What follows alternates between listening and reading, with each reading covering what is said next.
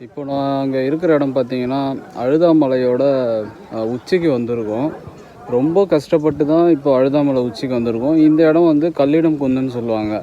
அந்த அழுதா நதியில் நம்ம மூழ்கி தண்ணியிலேருந்து எடுக்கிற கல் எடுத்துகிட்டு வந்து நாங்கள் எடுத்த கல் இது. அதை எடுத்துகிட்டு வந்து இங்கே கொடுத்துட்டு நம்ம மறுபடியும் இந்த மலையோட இறக்கத்தில் இறங்கி போவோம்.